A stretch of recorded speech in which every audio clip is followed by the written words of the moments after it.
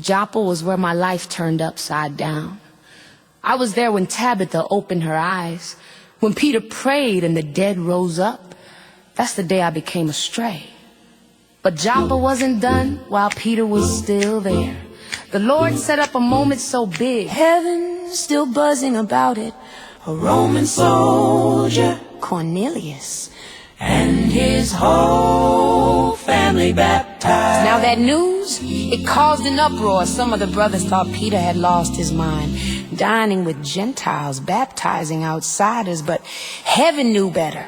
And since this story is too important to leave out, I'm handing it over to one of the originals, a founding stray. If anybody should tell it, it's Barnabas.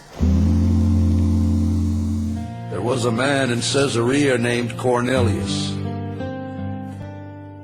a captain in the Roman army regiment called the Italian Regiment. He was a religious man. He and his whole family worshiped God. He did much to help the Jewish poor people and was constantly praying to God. It was about 3 o'clock one afternoon when he had a vision in which he clearly saw an angel of God come in and say to him, "Cornelius." He stared at the angel in fear and said, "What is it, sir?"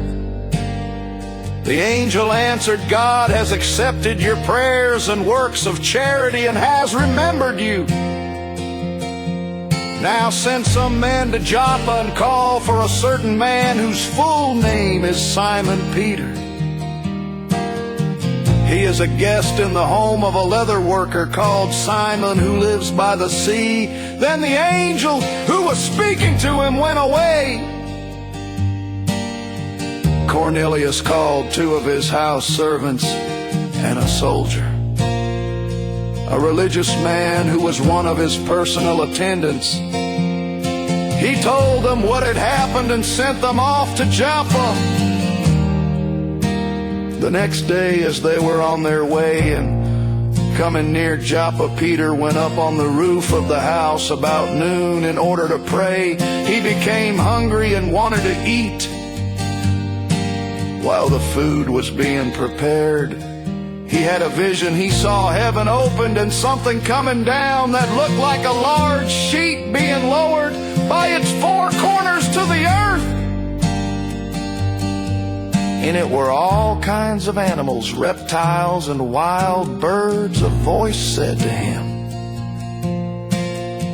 "Get up, Peter, kill and eat." But Peter said, "Certainly not, Lord. I have never eaten anything considered defiled or unclean." The voice spoke to him again, "Do not consider anything unclean that God has declared clean."